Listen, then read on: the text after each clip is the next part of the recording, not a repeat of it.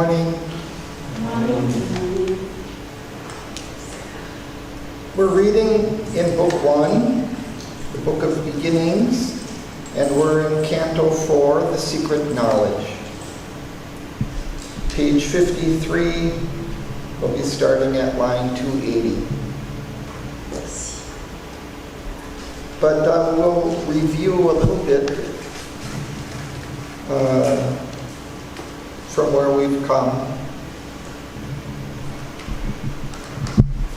In the early couple of cantos, we were introduced to Savitri. And in Canto 2, we were introduced to the issue for which she has come.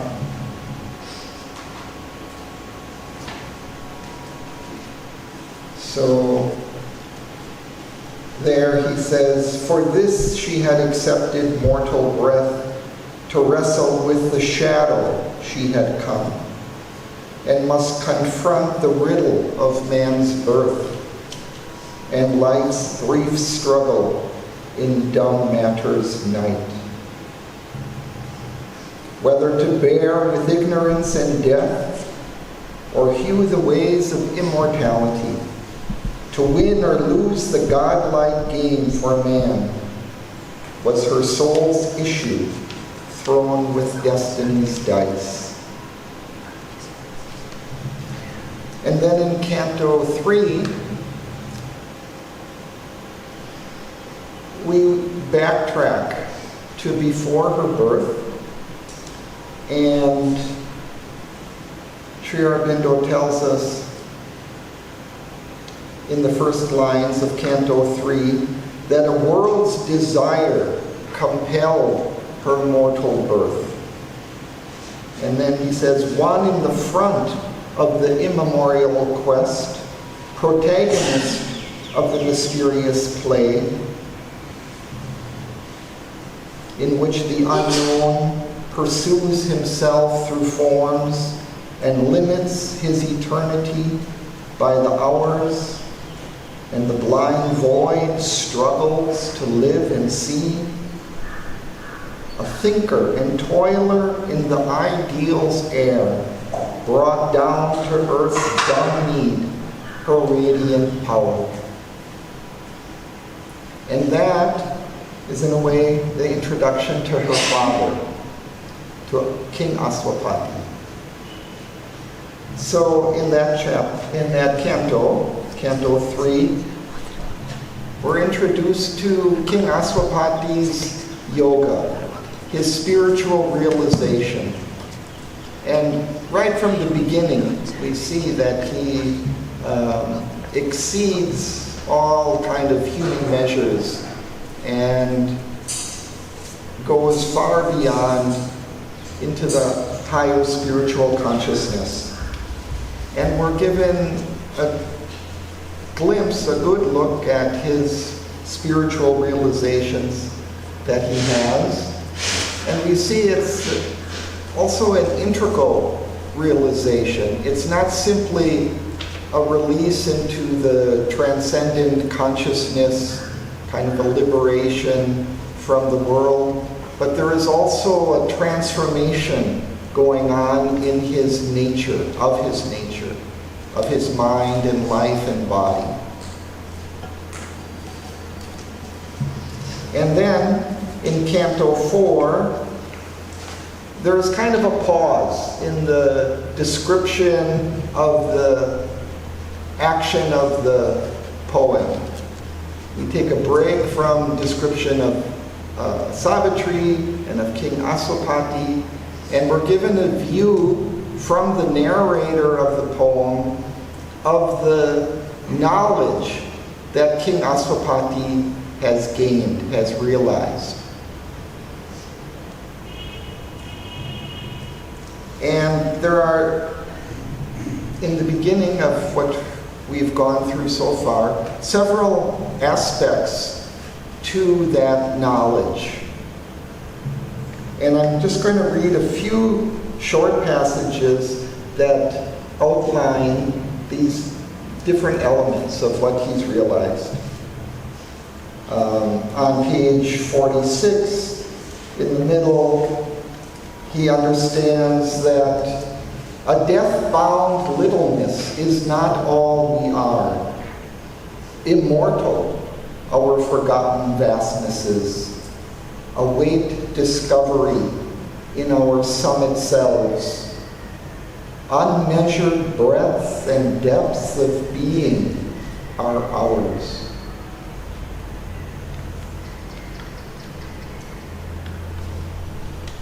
So that is one aspect, that what we see here of ourselves is not all we are, that we have an inner and a higher consciousness, which yet is kind of veiled from our sight.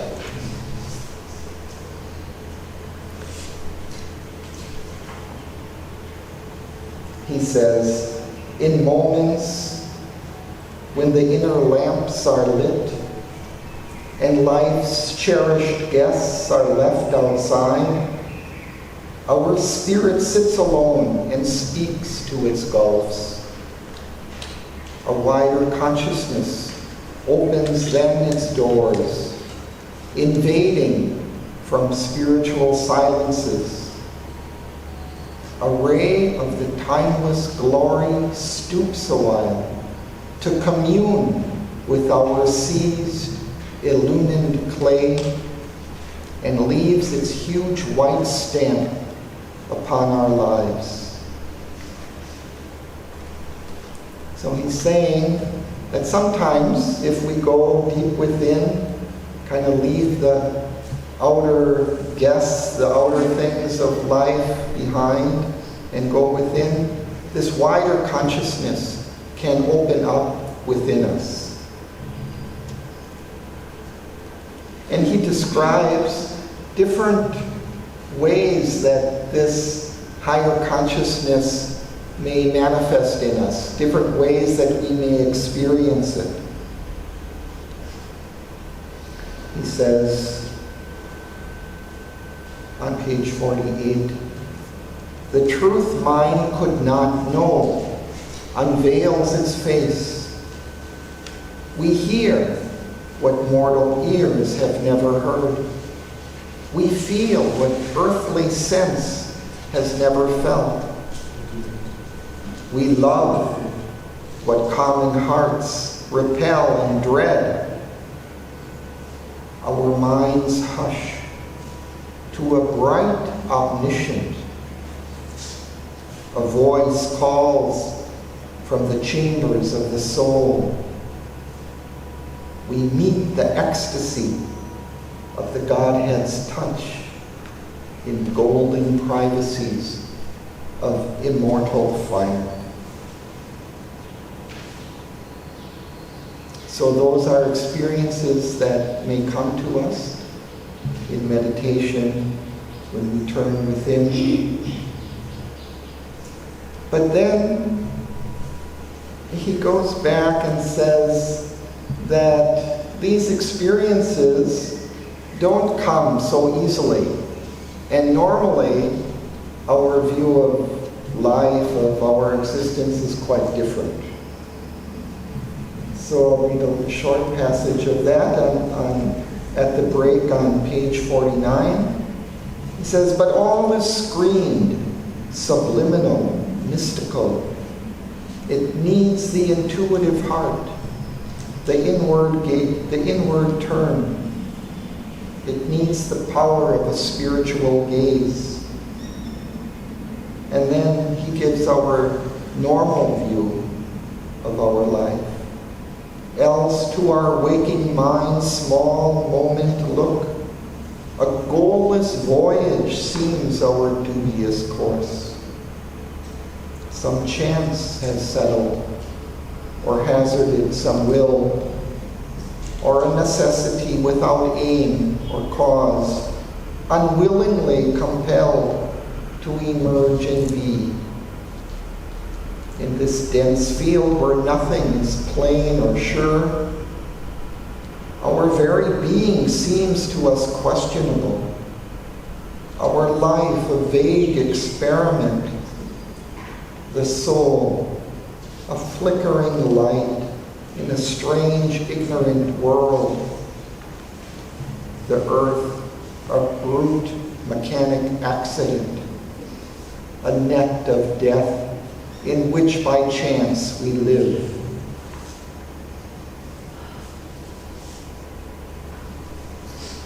And then the last aspect is that there is some kind of yearning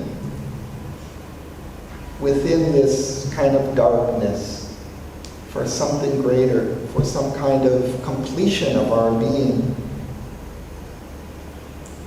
He says towards the end of page 50, in her unconscious orbit through the void, out of her mindless depths, she strives to rise. A perilous life, her gain, a struggling joy, a thought that can conceive but hardly knows, arises slowly in her and creates the idea, the speech that labels more than it lights, a trembling gladness that is less than bliss, invades from all this beauty that must die.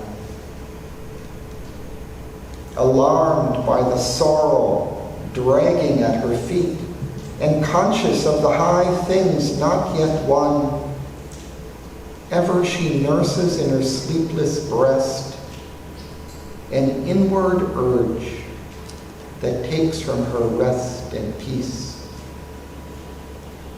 Ignorant and weary and invincible, she seeks through the soul's war and quivering pain the pure perfection her marred nature needs, a breath of Godhead on her stone and mire.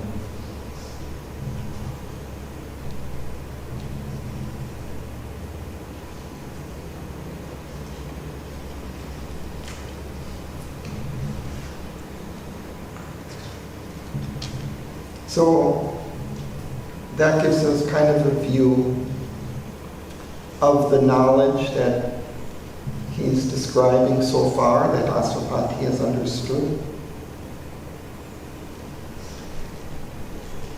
There's kind of maybe one last aspect that is just described in just before we broke off last time. And it's like he's saying that normally our eyes are turned on the external world, and we don't see where life is going, where it's headed. And yet, if we would look within, a kind of a foreknowledge or an intuitive understanding of things could come.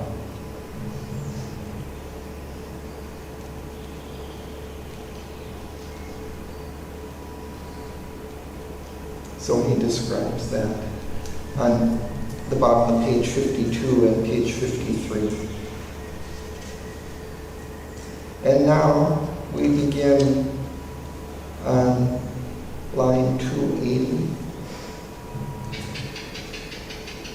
And would you like?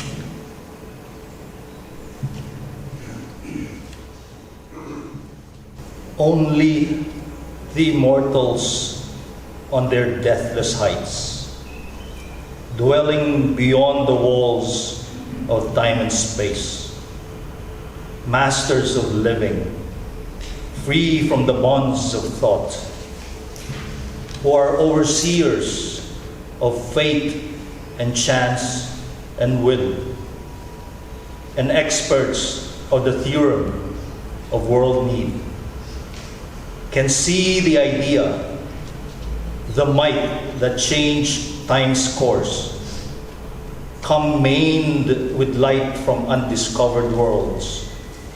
Here, while the world toils on with its deep blind heart, the galloping hooves of the unforeseen event, bearing the superhuman rider, near and impassive to earth's din and startled cry.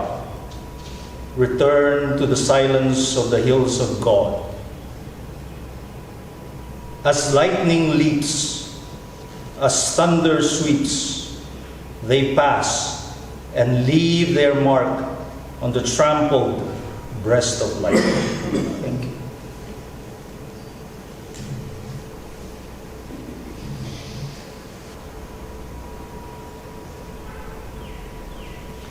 So Sri Aurobindo is saying that our sight is limited, to the surface of things. We can't see into the past. We can't see into the future.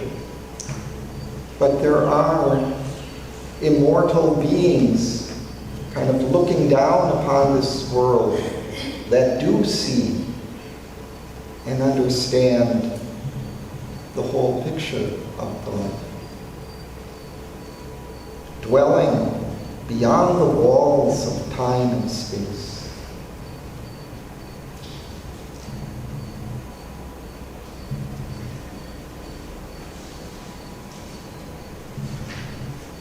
And they are the overseers of fate and chance and will. All those things which we see kind of operating in life but really don't understand what they are in a deeper sense. But they are the overseers of those.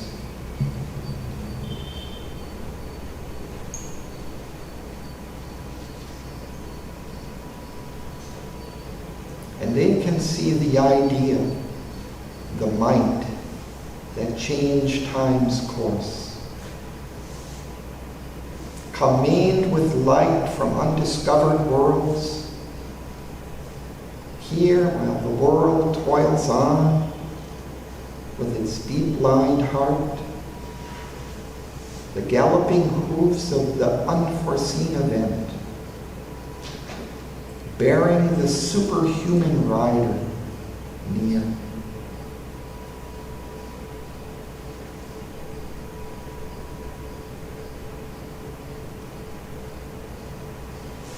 So a greater light idea and a greater might can come down from these higher realms and change time's course, change the way things are going. And they witness that happening.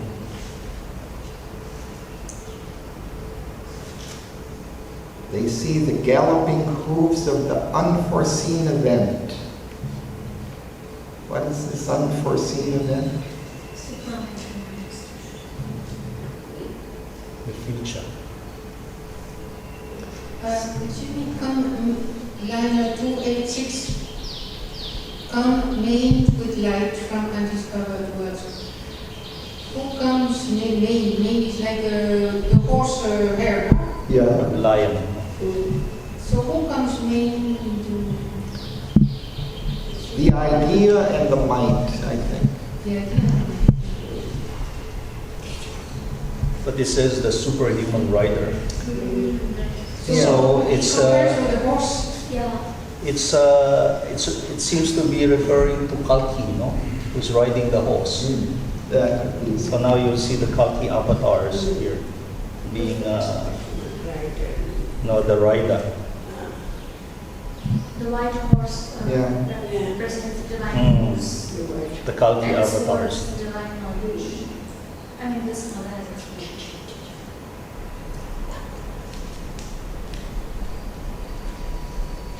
This idea and might also may be, referring to the supramental consciousness and force. Because it's beyond space and time. Coming from undiscovered worlds.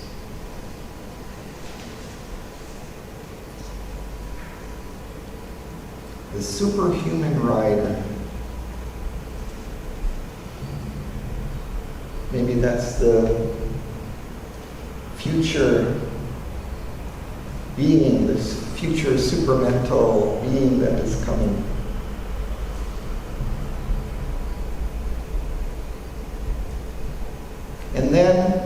impassive to earth's din and startled cry. So they're not moved by the noise happening on earth and the cry of the earth, all the kind of upsetting events that we see unfolding around us even now. They are not moved by these things because they're looking through long spaces of time. They see the whole sequence of events in one view. So they see the superhuman rider come, kind of upsetting everything here on earth, and then return to the silence of the hills of God. And as lightning leaps, as thunder sweeps, they pass and leave their mark on the trampled breast of life. So something comes down, powerful, upsets things, and returns back to the silence, but leaving its mark on the trampled breast of life.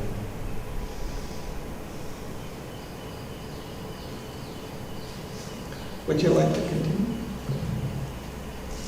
Above the world creators time, in the phenomenon see its mystic source. These heed not the receiving outward play, they turn not to the movement's busy tramp, but listen to the still patience of the unborn.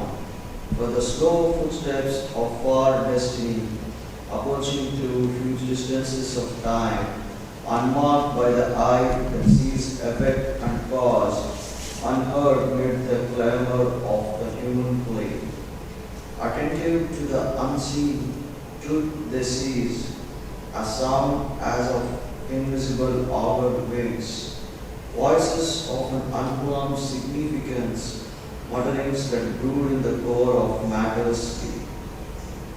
In the heart's profound audition they can catch the murmurs lost by life's uncaring ear, a prophet's speech in thought's omniscient trance. Thank you. Let's pause.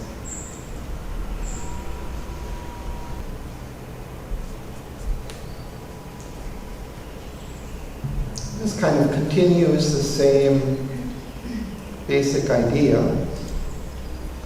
that above the world there are these immortal beings. Here he calls them world creators. And in the phenomena, the events of life here on earth, they see the source from which they come. We don't see the sources, and we don't see the results, where it's headed. We only see kind of all the agitation going on in the moment, but they see it all. And so they heed not the deceiving outward play. The outward play of events in the world can be deceptive, can be deceiving if we don't understand what it's leading towards or where it's coming from. And they listen with the still patience of the unborn. Again, they're immortal. For the slow footsteps of Father Destiny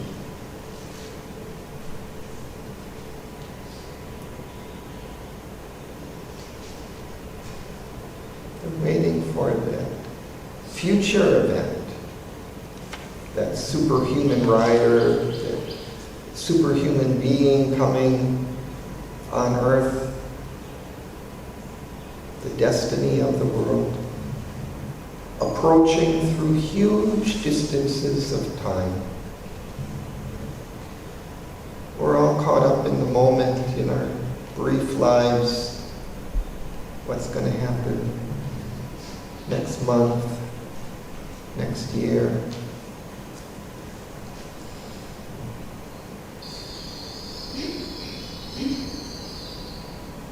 A tramp is a beggar? Tramp. Tramp? Where? Oh, busy? No. Well, here it's not that. Here it's it's kind of a marching through mud or something. It's, it's kind of a difficult kind of forward walking. Trampling, trample. Ups and downs. They're attentive to an unseen truth. They seize a sound as of invisible augur wings. Augur is foreteller of events, especially by omens, looking for omens of what will come. Voices of an unplumbed significance. Voices, mutterings that brood at the core of matter's sleep.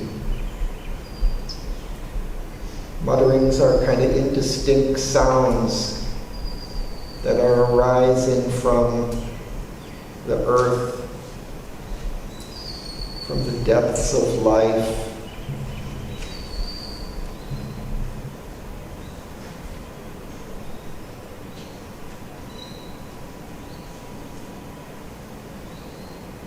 But in those mutterings, something may be revealed.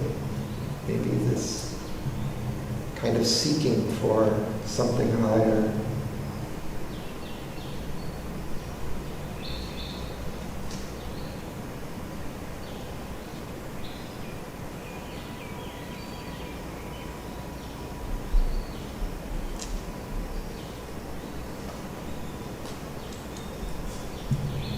Victoria?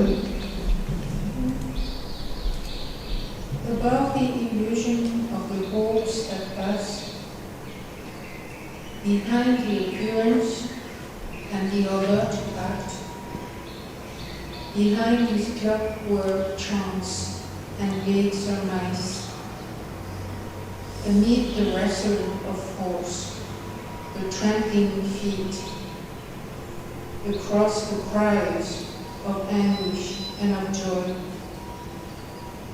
across the triumph, fighting in despair, they watch the peace for which earth's heart has cried, on the long road which cannot see its end, winding undetected through the septic days, and to meet it guide the beautiful moving world.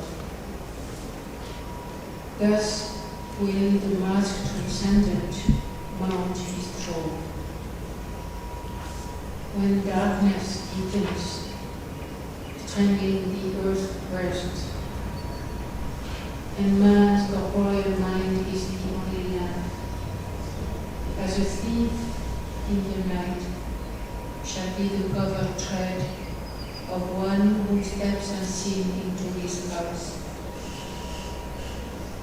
A voice ill-heard shall speak, the soul obey, the power into man's inner chamber steal.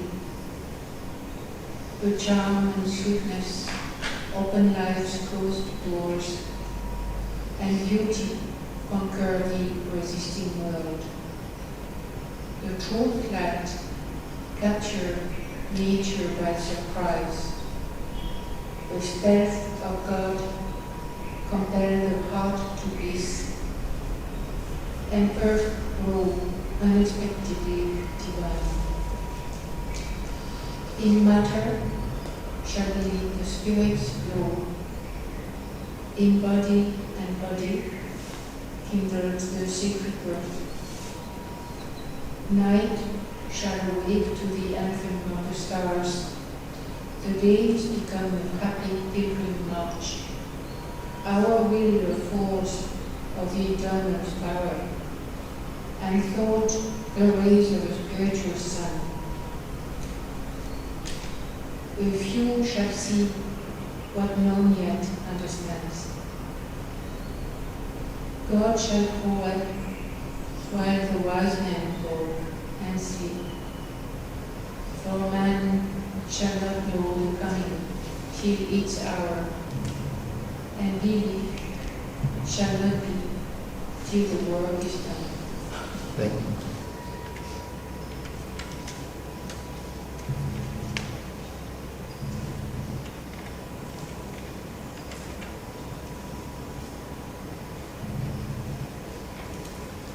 So these immortals standing above the world, playing, watching, unmoved by the anguish, suffering, the turmoil here.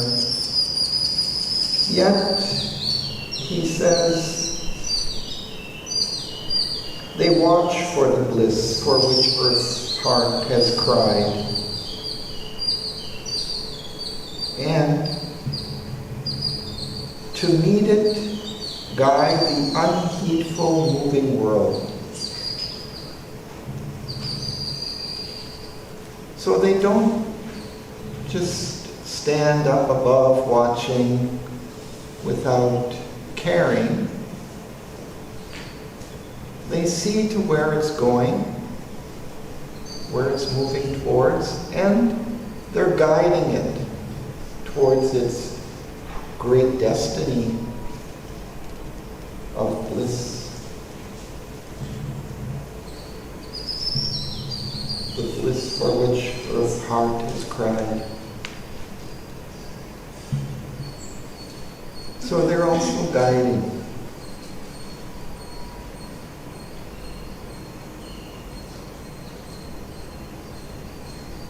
And then comes one of the most powerful passages in the whole poem. Thus will the Mass transcendent mount his throne.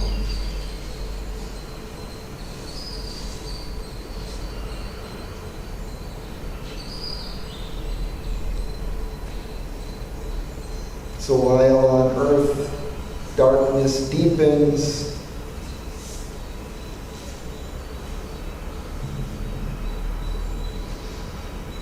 our physical, bodily mind is the only light we have to see. As the thieves in the night shall be the covert tread of one who steps unseen into his house. Who's coming into his house? This is masked transcendent, it's hidden transcendent. Going to step into the house, just like a thief in the night. And then a voice ill-heard shall speak, the soul obey. Suddenly, from within, he will begin to act within us.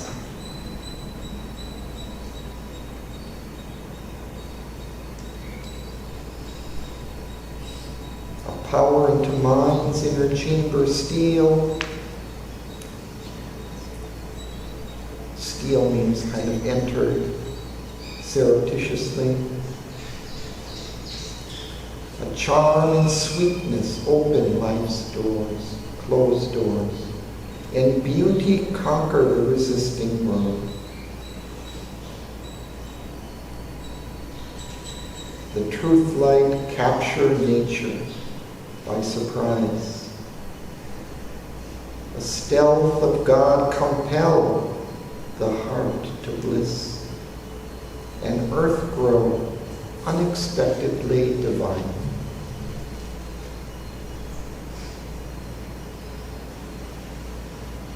And we see even in matter, shall be lit the Spirit's glow. In body and body, kindle the sacred birth.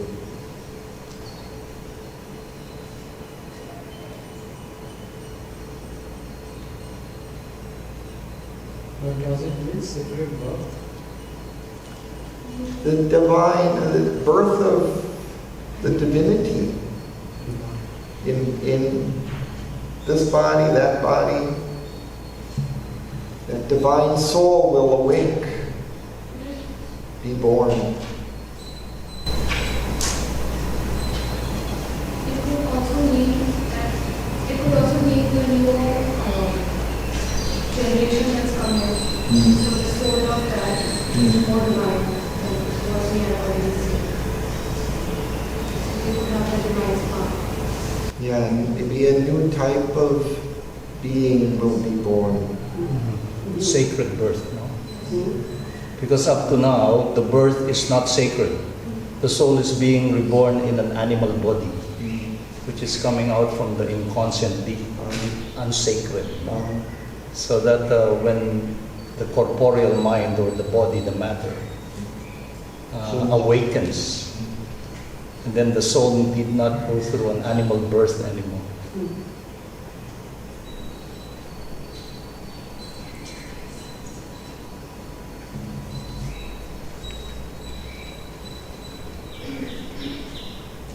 The divine beings will be born.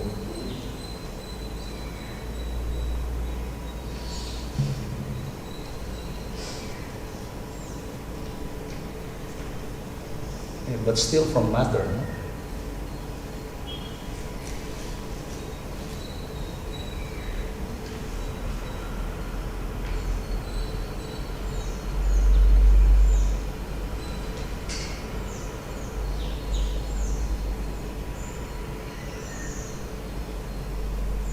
And interestingly, also, I mean, it's also us.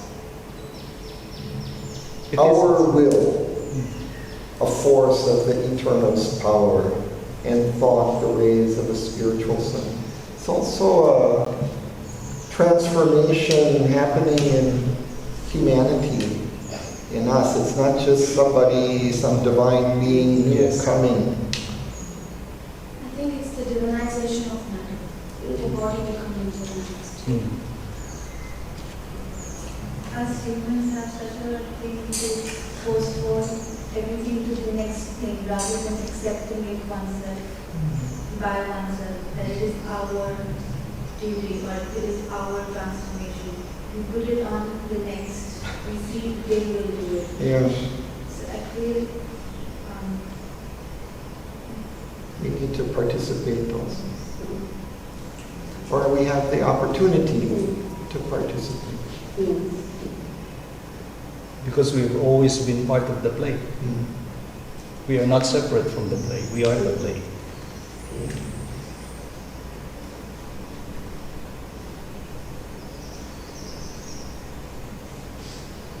But it's quite interesting of how this all just kind of happens unforeseen in almost a kind of a surprising, miraculous way. God shall grow up while the wise men talk and sleep. The man shall not know the coming till its hour, and belief shall be not till the work is done.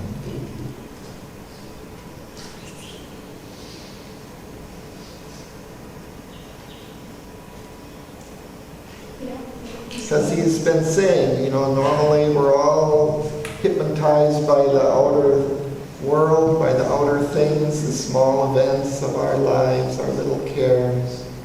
So we can't see what's coming.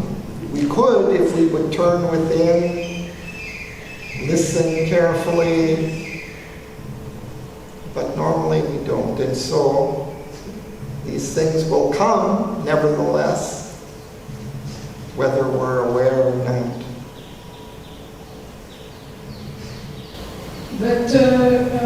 Kiribai wrote some book. Here, before died, the work will be done. C'est-à-dire, dans la mauvaise île, je prends mon album, working in everywhere in the world. You see or not, but every place, everything is there. I think this only means that only people who are open and conscious of what is coming will be able to understand.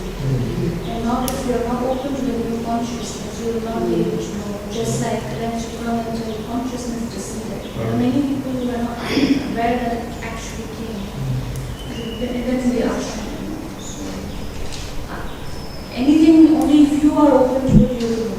It's your receptivity to the consciousness. It says over here that only a few shall see what none yet understands. So I think that's what she's referring to. People who are really conscious and receptive, only they can feel what the changes are coming. And then it also says at the end that for the people who are not awakened, for them it will just be like a passing phase, and the belief shall not be till the work is done. So like they can see the after effects, like the entire new world that is coming, they can only see the after effects. But the people who are conscious, they can really see that it's coming. And that's Yes, correct. how I think of it. Thank you. Yes. Yes, you can foresee because we're very fortunate that Shri Aurobindo and the Mother has shared with us the vision and the work necessary for that to happen. The transformation. Yes, it has been revealed to us. Yeah. But still, we don't know when it's going to happen. That's why we will and aspire. But the final, when it's going to happen, only the divine knows when it's going to happen. Like, I personally live in hope to see better days. And that hope is a very powerful thing. It keeps me going every day to do better for myself. Yeah, that's what Aurobindo has given us, this hope at least, that this greater thing is coming. Otherwise it would be quite dismal.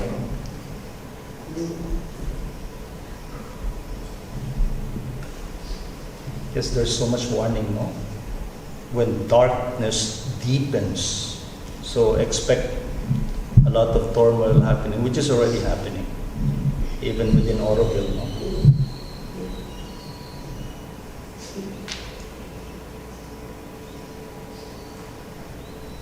I think more than hope, it's the faith that we should have. More than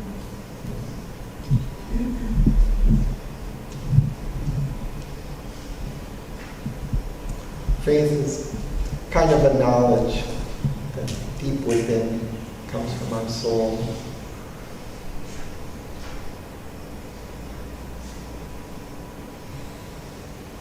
Shall we continue? Would you like to? We not yet read this. Oh, we haven't read? So, okay. Then, see, normally what we do is we read through first without commentary. And then we go back and comment. So we read just the first part of this through and now have commented as well. But now we can read through the next section. And then we can return again to the commentary. So, Sudanya, you could. A consciousness that knows not its own truth, a background hunter of misleading dawns. Between the being's dark and luminous aims, moves here in a hot light that seems the whole, and one in reality, cut off the integral thoughts, the inner walls, it circles or stands in a vague interspace, doubtful of its beginning and its close. or runs upon a road that has no end. Far from the original drugs, the final thing. In some huge void, inconscience which lives like a thoughts persisting in a wide emptiness.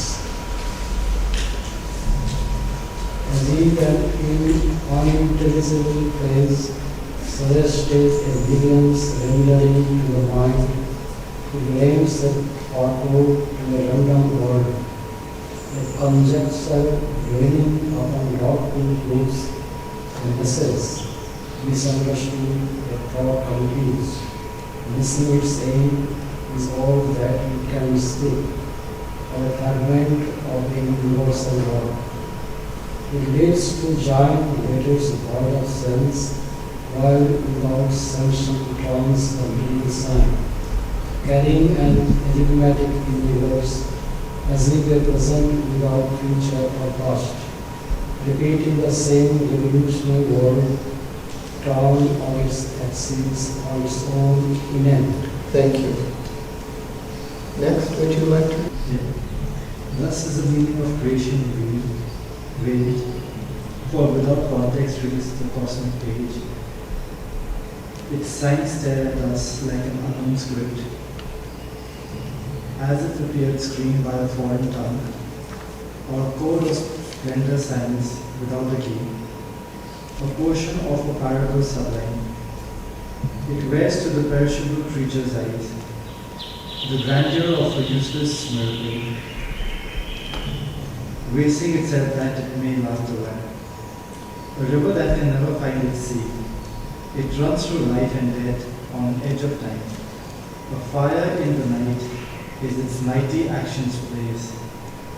This is our deepest need to join once more. What now is parted, opposite and twain, remote in foreign, spears that never meet, or fronting like far poles of night and day, we must fill the immense lacuna we have made. Rewet the closed finite's lonely consonant with the open vowels of infinity.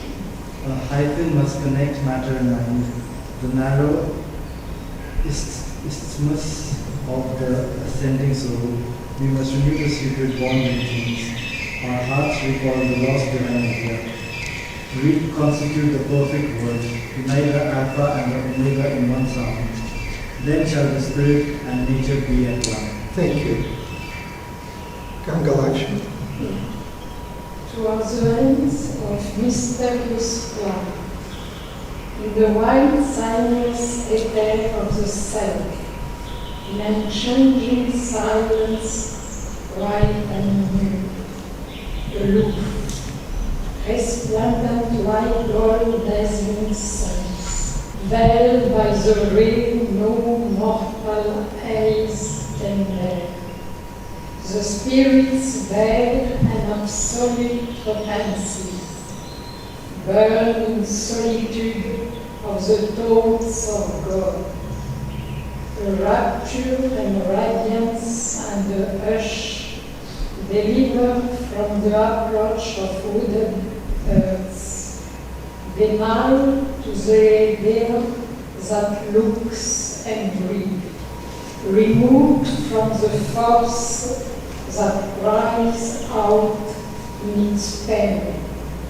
In his inalienable bliss they live. Immaculate in self-knowledge and self-power. Calm, they repose on eternal will. Only his laws they count and him obey. They are no goal to reach, no end to serve. Thank you. Next, would you read? Implacable in their timeless purity, all partook of right of worship with truth. Unmoved their cry of reward and ignoring with fear, they reckon not our virtue or our sin. They bend not to the voices that endure, they hold interacted with error and its meaning.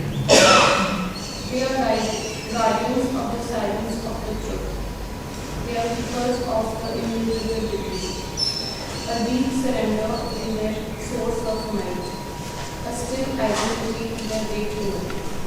Motionless is their action like a snake.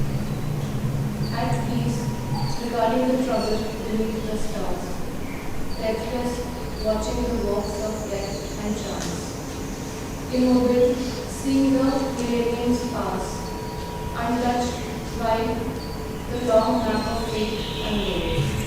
They look on our struggle with impartial eyes, and yet without them the cosmos could not be. Impervious to desire and doom and hope, they station of inviolable might. Moveless upholds the world's enormous task. Its ignorance is by far their acknowledgement. Its yearnings last by their indifference. Thank you. Nitya, Julie.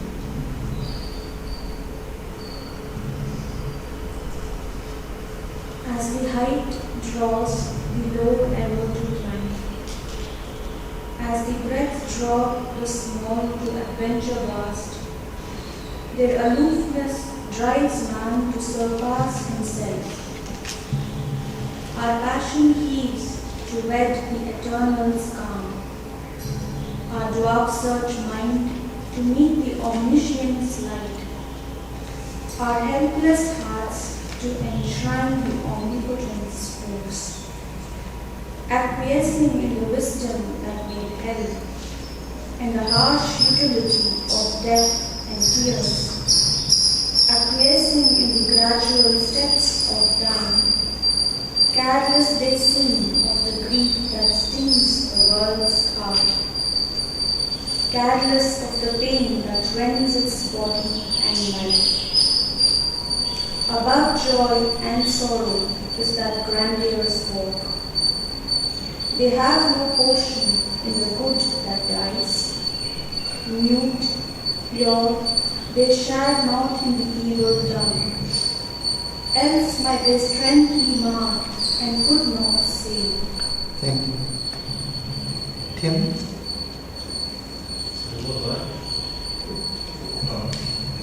Alive to the truth that dwells in God's extremes, awake to emotion of all seeing cause, the slow outcome of the long, ambiguous years, and the unexpected good from woeful deeds.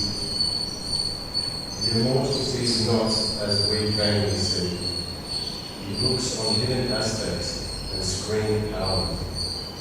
He knows the law and natural line of things. Undriven by the brief life's will to act,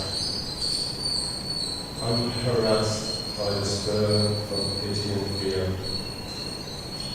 he makes no haste to untie the cosmic knot, or the world's torn, jarring heart to reconcile. In time he waits for the eternal's hour, yet the spiritual secret, A, is there. While the tiny evolution's coils wind on, and nature hews her way through Adam, a divine intervention thrones above. Alive and dead rotating universe, we will not hear upon a casual word, abandoned to a task beyond our force.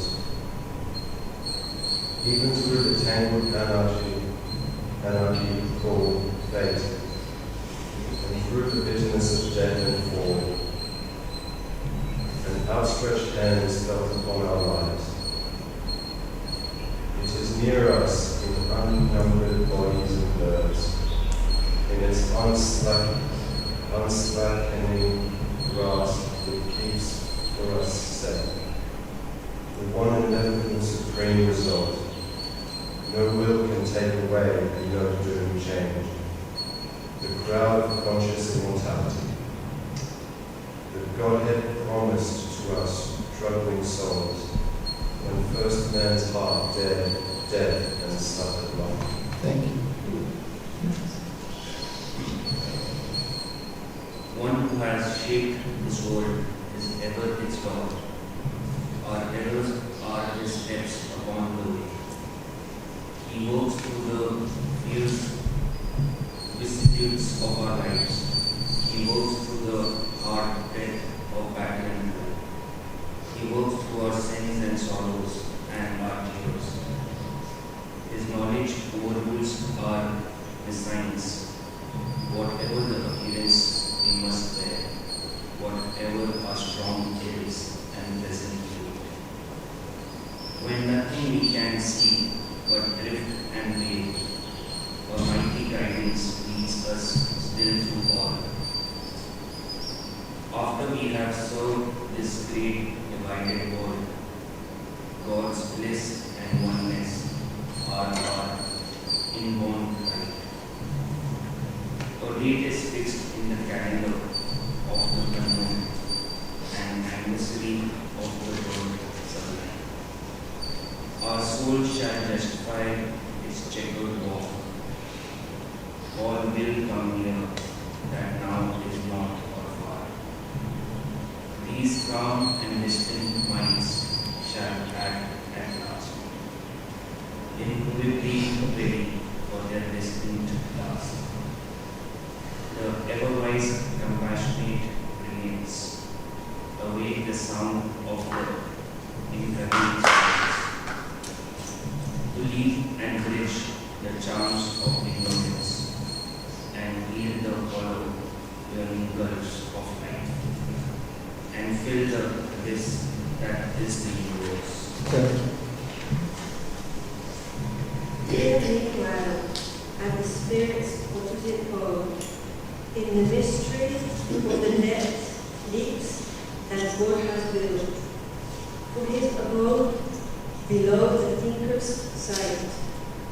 In this compromise of a stark, absolute truth, with the light that dwells near the dark end of things. In this tragic comedy of divine disguise, this long, far seeking for joy ever near, in the grandiose dream of which the world is made, in this gold dome that acts in nature's rest, a dark-robed laborer in the cosmic scheme, carrying clay images of unborn gods, executrix of the inevitable ideal, hampered, enveloped by the hoops of fate, patient trustee of slow, eternal time, absorbs from hour to hour her secret charge. All she foresees is vast, imperative depths, the dumb intention of the unconscious gods, answers to a will that sees upon the heights, and the evolving words, first syllable, ponderous, root sense, contains its luminous flows, privy to a summit victory's vast descent, and the portent of the soul's immense uprise.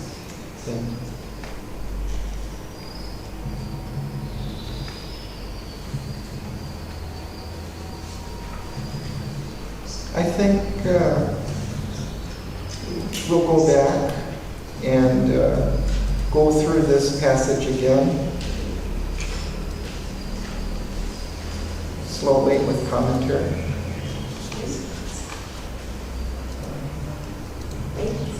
Page 55 at the break. Helmut, would you? A consciousness that knows not its own truth. A vacant Canto of misleading dawns. Between the being's dark and luminous ends, moves here in a half-light, that sees the whole. An interregnum in reality cuts off the integral thought, the total power. It circles or stands in a vague interspace, doubtful of its beginning and its close, or runs upon a road that has no end, far from the original dusk, the final flame in some huge void inconscience it lives, like a thought persisting in a wide emptiness. As if an unintelligible phrase suggests a million renderings to the mind, it lends a purport to a random word. A conjecture leaning upon doubtful proofs, a message misunderstood, a thought confused, missing its aims is all that it can speak, or a fragment of the universal world. Thank you.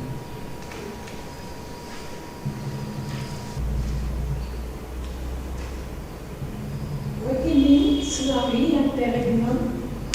Is interi? An interregnum. What it means? Well, it's kind of a lapse or a pause in general, but it has also a more specific meaning. It's the time in which a throne is vacant between two reigns or regimes.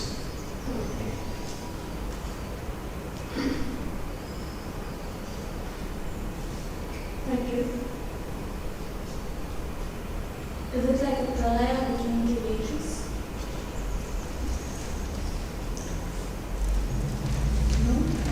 Well, that might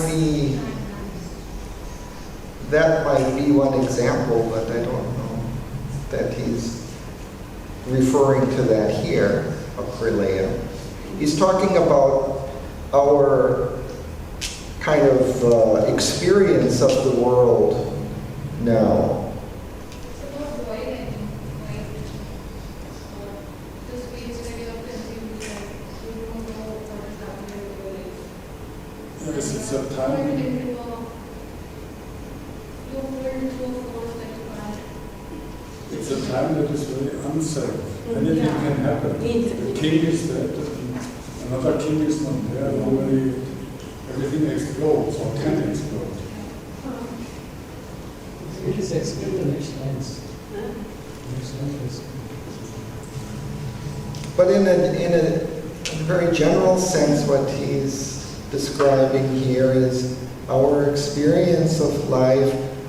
We don't know where we're coming from. We don't know our origins. We don't know the origins of the forces and things that are operating here. And we don't know where it's going. So we're caught in this kind of middle ground with, our sight clipped off on either end.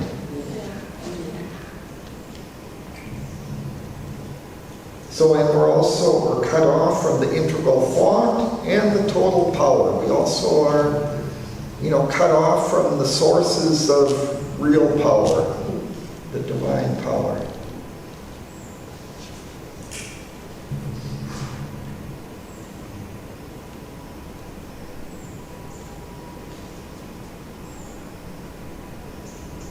It is the interregnum that cuts off the integral thought.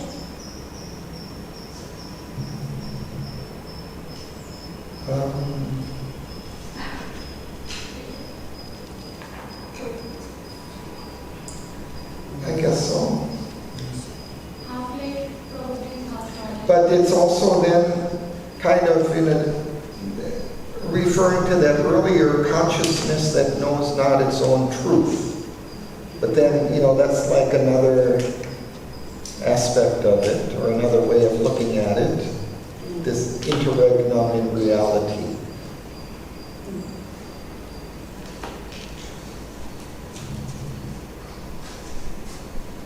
And here also he says, far from the original dusk, the final flame.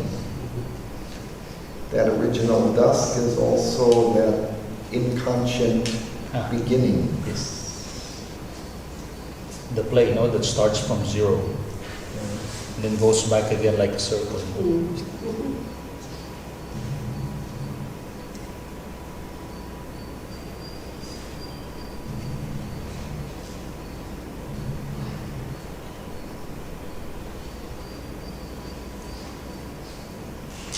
So it's as if we're living in some huge void in conscience, like a thought persisting in a wide emptiness. Or as if some unintelligible phrase suggested a million different meanings to the mind.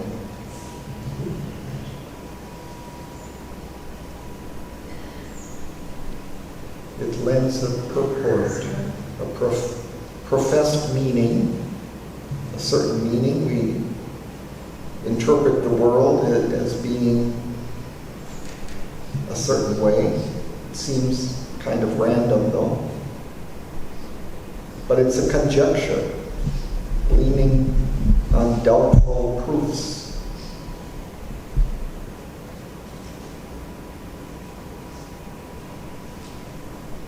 We try to understand the best we can without knowing the origins of our thoughts or of ourselves or where we're going. We try our best. But it's a message misunderstood, a thought confused.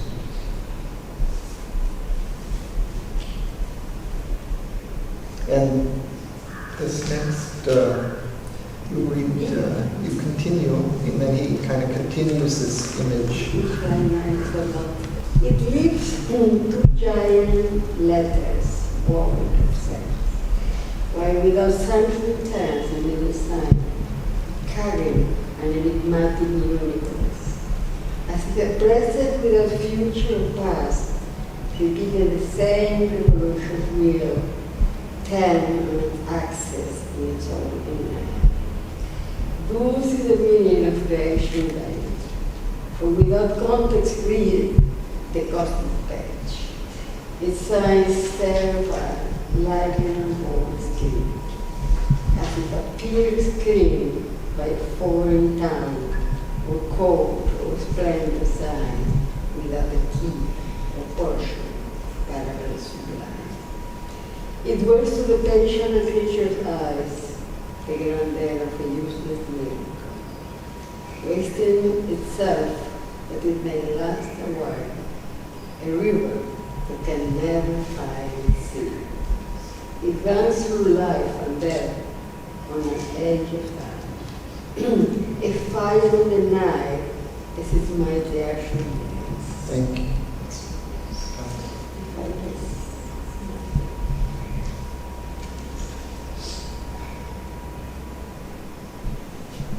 He's using these images of language to describe our situation of not knowing this origin or destiny, as if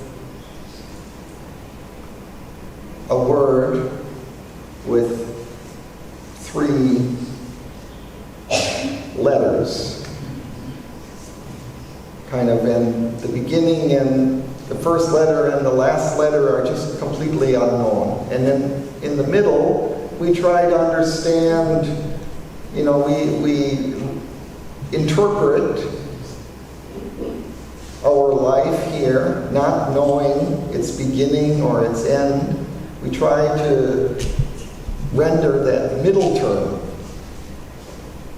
So while without sanction turns the middle sign, that middle letter, carrying the enigmatic universe. We try to explain the universe, but not knowing those 2 letters. So 2 letters are alpha. Yeah, later he will say, on the next page, he says the alpha and omega reunite them into the perfect word.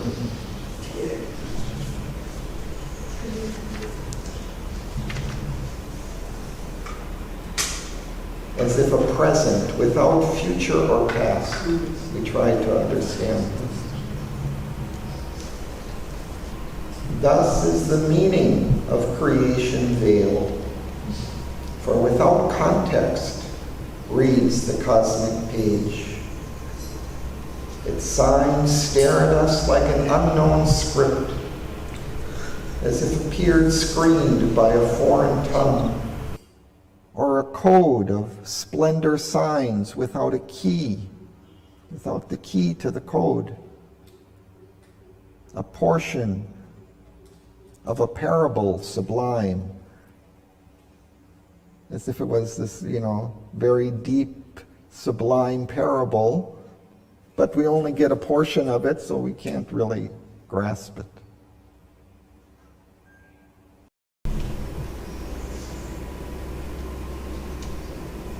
And the inane term only such is in its own inane.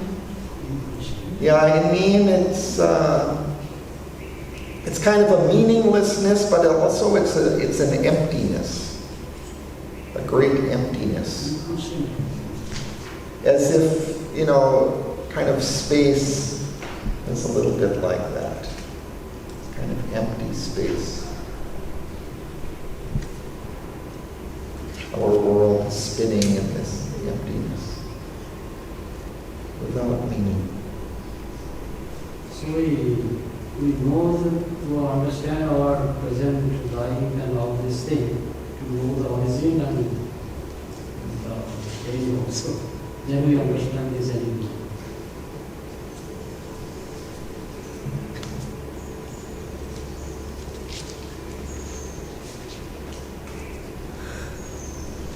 Otherwise, it seems the grandeur of a useless miracle. A life, it's quite miraculous, quite amazing in some way, but we don't know where it's going or what use it is. Just to end up dying at the end. Well, at least now we have an idea. With our guides, revealing this to us, and we have all sorts of instruments: Hubble telescope, electron microscope, particle collider.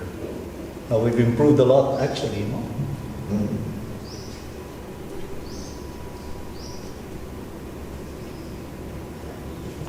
Now we're going to be looking at almost the origins of time with the new telescope. Yes, we have advanced quite a lot, actually.